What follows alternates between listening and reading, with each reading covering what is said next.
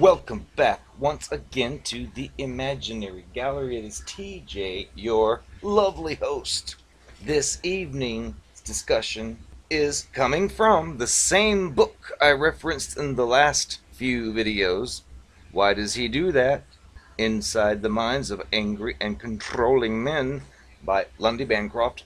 This topic will be paraphrased from the book about the types of abusive persons. There are several types listed, so there'll probably be a few different videos, but this is the introduction. It begins with some quotes. I feel so bad for him. He's had a really difficult life. I'm so lucky to be with her. She could get any man she wants. I'm really terrified of what he may do to me someday. I shouldn't argue with her, because I just end up feeling like a fool. She's very sensitive. I shouldn't complain about things so much. She's doing the best she can. He always says the reason he cheats on me is because he's a sex addict. Mr. Bancroft tells us next, the qualities that make up an abusive person are very much like the ingredients in a recipe.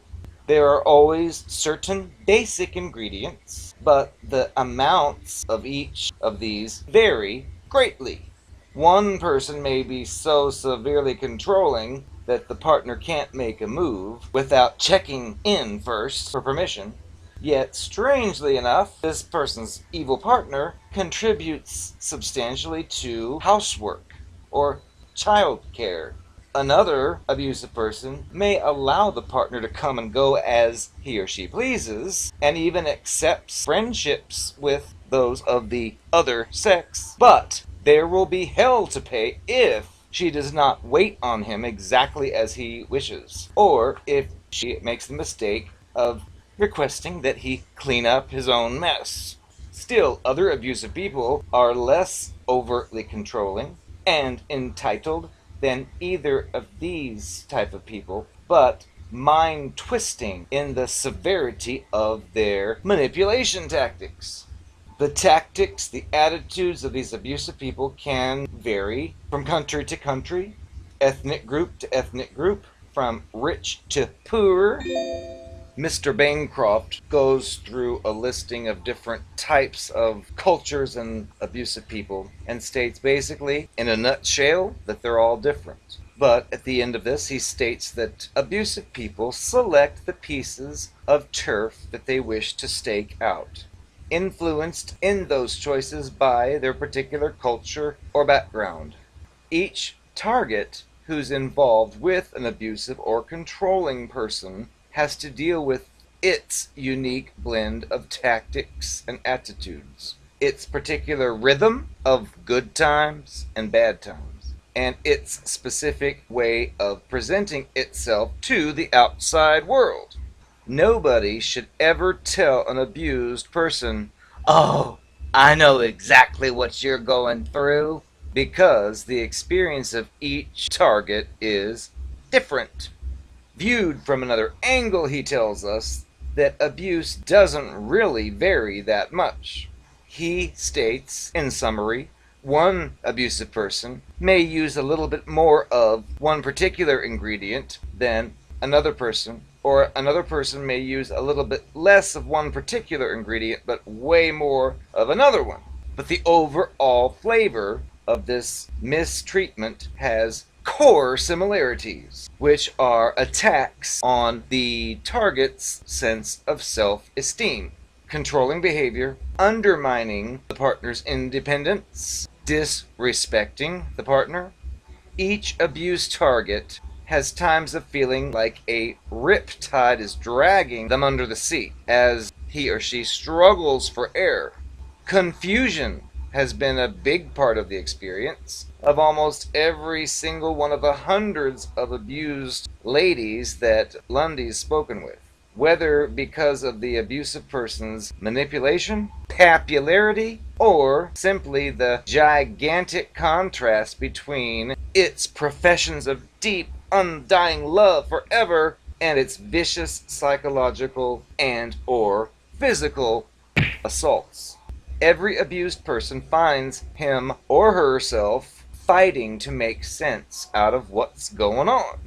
Recognizing the nature of an abusive person's problem can be a first step out of this fog. In this particular chapter, there will be 10 different styles of abuse discussed, of which Mr. Lundy Bancroft has encountered out of 2,000 men. In this case, it's all men, biased.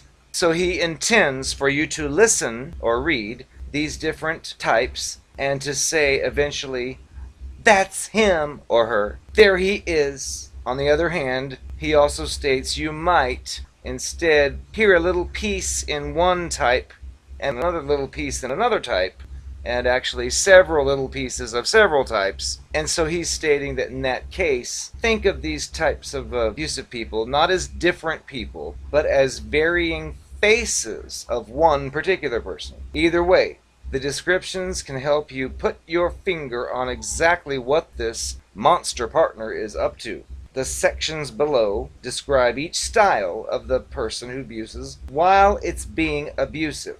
Bancroft states he doesn't mean that this person is abusive all the time. In fact, abusive people from these categories can turn kind and loving at any moment, and they can stay in that mode for days, weeks, months, or years.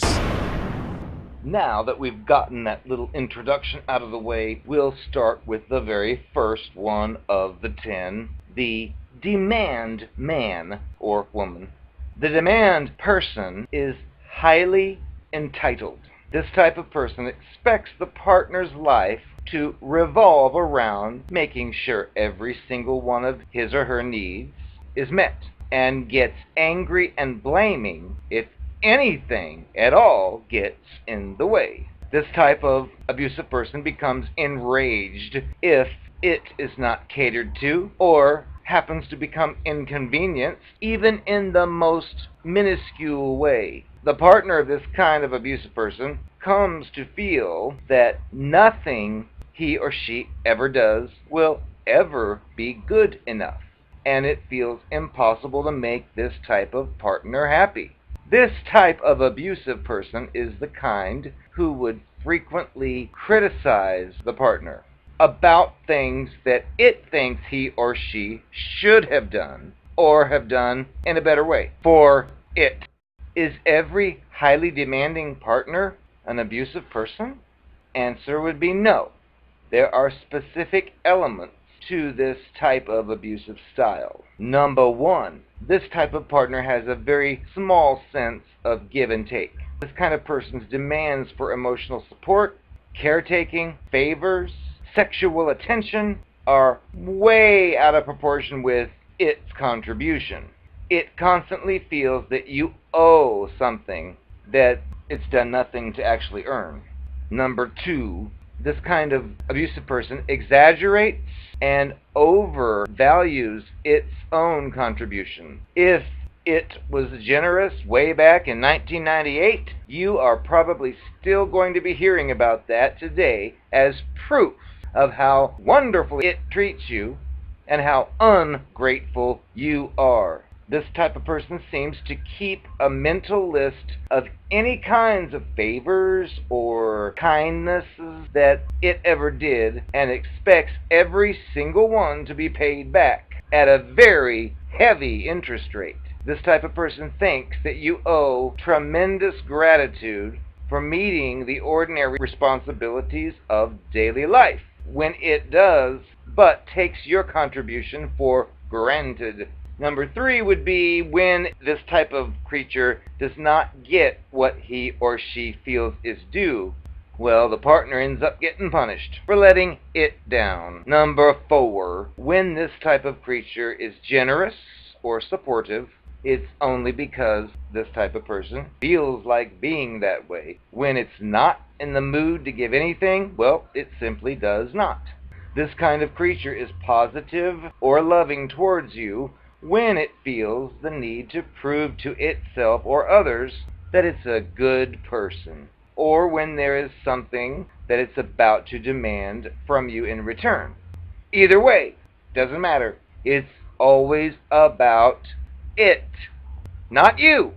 The longer you have been with this type of creature, the more its generous seeming actions will start to appear self-serving.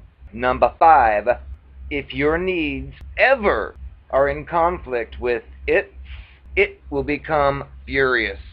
At these times, it will attack you and tell you that you are selfish, you are self-centered, you are inflexible, turning reality on its side with statements like, all you care about is you! It tends to work hard to convince other people outside of the situation about how selfish and horrifying you are, and you are ungrateful as well, speaking in a hurt voice about all the things it does for you. At the same time, this demanding person is likely to be furious if anything happens to be demanded of it. Isn't that sweet? Not only are you not supposed to demand any kind of favors, you're not even supposed to ask it to take care of its own obligations. For example, if you say, hey, would you clean up that mess you made over there with all that dirt on the porch when you were planting that flower? It might respond, I'm not your servant! If you ask it to pay back the money that it promised it would pay you back, or to work a few more hours to help out with some expenses, it might say, you're a typical blank. All you want from me is my money. If you complain to it about how rarely it is there for you, you might hear, you're so needy. You're a controlling witch. It keeps twisting things around backwards in these ways so that any effort you may attempt to make to try to discuss your needs or its responsibilities ends up switching quickly to be about its needs and your responsibilities. The demand creature is sometimes less controlling than other abusive people as long as it's getting its needs met and on its terms. It may allow you to have your own friendships or support you even in pursuing your own career. But the effects on you of your partner's extreme entitlement can be just as destructive as someone who is severely controlling you. Mr. Aincroft then lists the central attitudes of this type of abusive person, which the first one would be, it's your job to do things for it, including taking care of its responsibilities, if it drops the ball on them. If it's unhappy about any part of its life, whether it has to do with the relationship or not, it's your fault. You should not place demands on this person at all.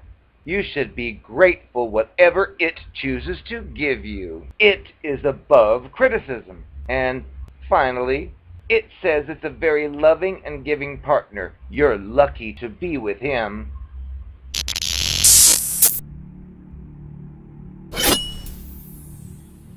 I am the narcopath from your wildest dreams.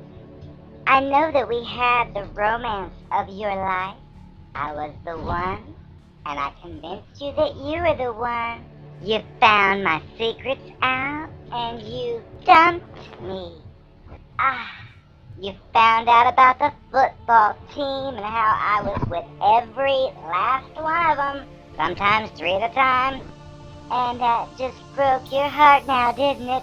And you told me that you couldn't live with yourself if you were going to date someone as trashy as I am? Well, do you recall what happened? I know you remember. You dumped me, and I was all on my own. First off, I didn't appreciate that. Nobody dumps me. I do the dumping, just so you know. So if your memory's serving you well, you'll probably recall after you told me it was over, I came back to you crying. I tried to cry. I brought some onions with me, if you to be truthful. I tried to tell you how I was so sorry for doing what I did and that I had a problem with sexual addiction. I told you how much you meant to me and how none of the football team meant a thing to me. And of course you bought it. And I begged you to take me back and begged you to give me a second chance. Which, of course, like the fool you are, you did. You acted so sensitive about what I had done and how much it hurt you. And I just kept telling you how sorry I was. And do you recall what happened shortly after? Once you got me back in your life, and I had you convinced that I had changed, well, I kind of vanished on you. I disappeared. You know why I did that now? As I said before, no one dumped me. If you must know, the entire time, before and after your dumping, I thought you should know I was dating your high school rival, John Smith, on the football team, the one you couldn't stand. He and I used to get together and laugh about you. After I dumped you, I was with him. I was with him before that. And then, when you took me back, I was still with him. And you didn't need to know about it. And we'd laugh and joke about your tears and how sensitive you acted. And I told him about... In fact, we rehearsed the lines together. What I was gonna say to you. And it worked. And then I vanished. And you got what you deserved. Let that be a lesson to you. Do not dump the narcopath. The narcopath only dumps you. And before you ask, why on earth would I tell you every day you're the only one for me, and then mess around with John Smithy behind your back? Why would I do such a thing? You think he wasn't as hot as you were? Well, honey, it all comes down to inches. Yours were simply not enough to satisfy my loins. So I needed supplements. But I knew if I told you that, you wouldn't want to have me back. So I conveniently created a fake lie that I couldn't stand John Smith, even though you saw us together on several occasions and were so stupid to not figure it out. But that's your fault. If you couldn't figure out I was lying to you, and you still wanted to see me, well, honey, to me, that's a green light to keep it going. I made up dumb excuses each time, and you bought them, so, it's not my fault, it's your fault for believing my retarded excuses. Maybe you should stop believing people, and then you won't be to blame. And then you can blame them. But because you didn't, and you believed me, every single time I told you the most pathetic lies, You deserve what I gave you. Accept it.